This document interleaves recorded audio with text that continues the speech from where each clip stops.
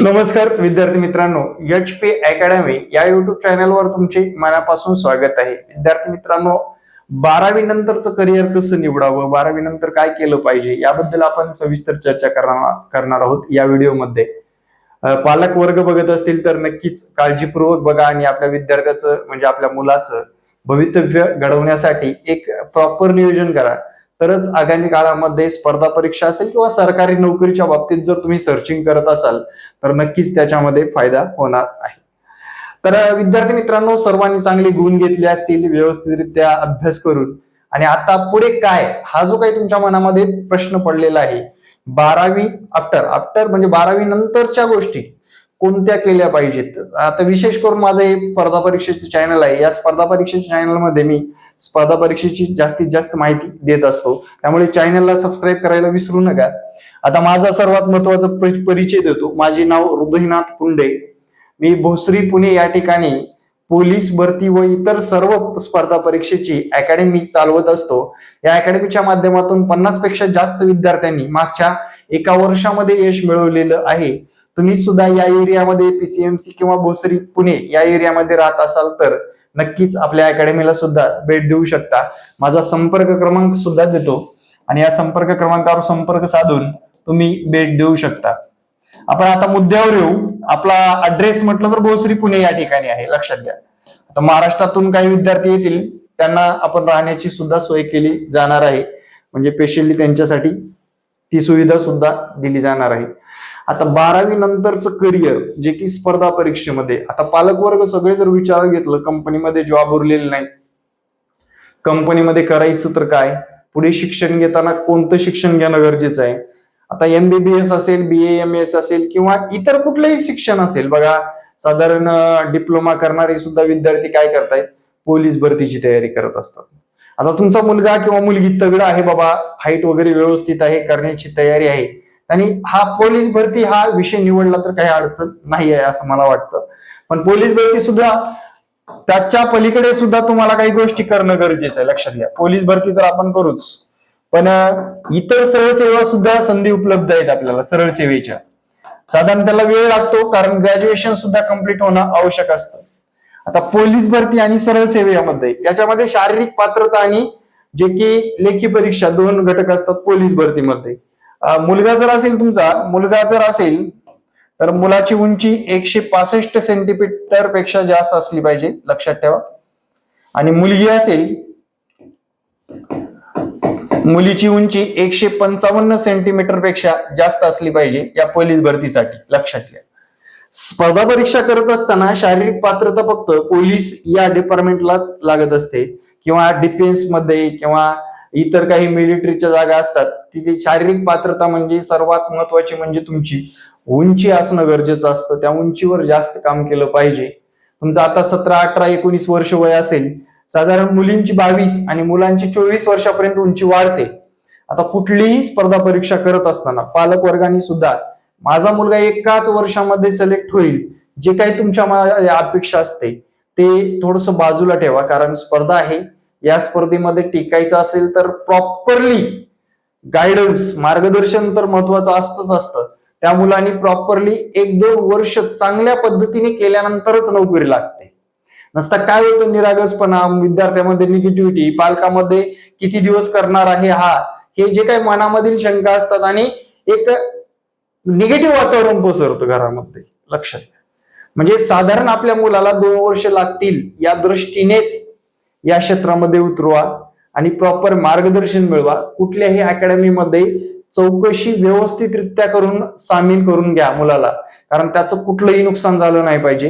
ही जबाबदारी आपली पालकांची आहे, लक्षात घ्या. पालकांची जबाबदारी काय की बाबा आपला मुलगा व्यवस्थितरित्या करू शकणारी गोष्ट काय आहे हे न्यायाने गरजेचं आहे. व साधारण एज्युकेशन देऊन विद्यार्थ्यांचं भवितव्य आपण पाण्यात ढकलू शकत नाही. काही दिवसांनी त्यालाच वाटतं माझ्या पालकांनी मला असं सांगितलं असतं तर मी आज असं केलं असतं. हे कर, तेव्हा विचार करून फायदा नाही, आत्ताच विचार व्यवस्थितरित्या करणं गरजेचं आहे. आता 12वी नंतरची ही जी काही शारीरिक पात्रता प्लस लेखी परीक्षा असते, ते विद्यार्थी पोलीस भरती करिअरकडे पाहू शकतात. आता बऱ्याच चांगल्या किंवा गरीब घरचे किंवा चांगल्या घरचे सुद्धा लोक या क्षेत्राकडे चांगल्या पद्धतीने वळत आहेत. त्यानंतरचा विषय आहे सरळ सेवा भरती. याच्यामध्ये 12वी नंतरची जर परीक्षा म्हटलं, 12वी पास नंतर तुम्हाला फक्त एक ग्रामसेवक ही परीक्षा देता येईल. ग्रामसेवक आरोग्य डिपार्टमेंट मध्ये जर बघितलं, आरोग्य सेवक हे एक परीक्षा देता येते. म्हणजे सगळे काही मित्रांनो 12वीवर सेवक पदाचे ज्या काही जागा असतात ते असतात, लक्षात घ्या, सेवक पदाच्या. त्याच्या पुढे तुम्ही आता याची तयारी करू शकता, पण भविष्यामध्ये तुमचं ग्रॅज्युएशन कंप्लीट झाल्यानंतर PSI असेल, STI असेल किंवा ASO असेल, UPSC असेल, MPSC आहे, या सुद्धा परीक्षा देऊ शकता. पण सुरुवात आतापासून करणं गरजेचं आहे. कारण मित्रांनो, जे भविष्यात आपल्याला 5 वर्षांनी आपल्यामध्ये कोण पाहिजे, अधिकारी पाहिजे, MIDCत कामाला जाणारा पाहिजे की दुसऱ्या कुठल्या काही आपला व्यवसाय करणारा पाहिजे, हे आज आपण ठरवलं पाहिजे. मित्रांनो, लोड घ्यायचं नाही, सर्वात महत्वाचं आपलं करिअर सेट करायचं आणि त्यानंतरच सर्व गोष्टी स्टेप बाय स्टेप पावलं पुढे टाकायचे. तुम्हाला इथे 6 महिन्यामध्ये 3 महिन्यामध्ये गोष्ट भेटणार नाही, हे लक्षात घ्या. कारण याचा सिलेबस म्हटलं तर आपला अॅन्युअल सिलेबस सारखा नसतो. आतापर्यंत फक्त आपल्याला 2-1 पुस्तकामधून अभ्यास करून आपण मार्क मिळवलेले आहेत. इथं अनेक पुस्तके वाचावी लागतात आणि हे पटतंय का मला एकदा तुम्ही नक्कीच कमेंटमध्ये सांगायला विसरू नका.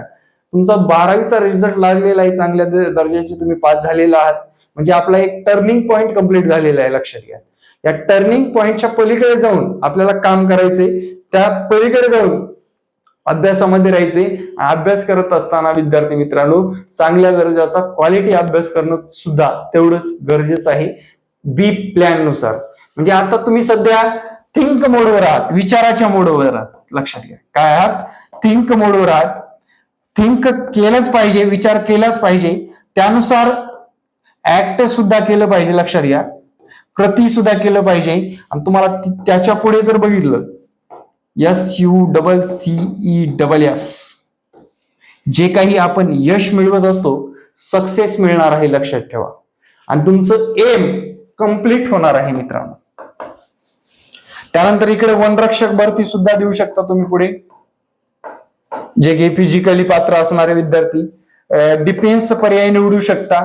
अशा भरपूर करिअर संधी आहेत. कुणी निगेटिव्ह न जाता प्रॉपरली आपल्या आई वडिलांना विश्वासात घेऊन व्यवस्थितरित्या तयारी करायची आहे. आणि समाजामध्ये काही फसव्या गोष्टी असतात, त्यांना व्यवस्थित चाचपटूनच कुठेही ऍडमिशन घ्या, लक्षात घ्या. अकॅडमी म्हटलं तर या अकॅडमीचं भरपूर नाव खराब झालेलं आहे. मी सुद्धा एक अकॅडमी चालवतो, पण विद्यार्थ्याला अगोदर सांगतो, तुला रेग्युलर यावं लागेल बाबांनो, 2-3 दिवस माझ्याकडे बसून बघ आणि त्यानंतर जॉईन कर. म्हणजे विद्यार्थ्यांना सुद्धा कुठली नाराजी नसावी. पालकांनी पैसे भरल्यानंतर पालकांना सुद्धा एक चांगला विश्वास, बाबा आपला मुलगा या अकॅडमीमध्ये भविष्यात पोस्ट मिळवेल न मिळवेल, पण भरपूर काही शिकून गेला, हे पालकाच्या तोंडातून शब्द निघाल्याशिवाय आमचं सुद्धा सार्थक होणार नाही आणि विद्यार्थी मित्रांनो, तुमचं सुद्धा सार्थक होणार नाही. त्यामुळे करिअर निवडत असताना या गोष्टी जाणीवपूर्वक लक्षात घ्या.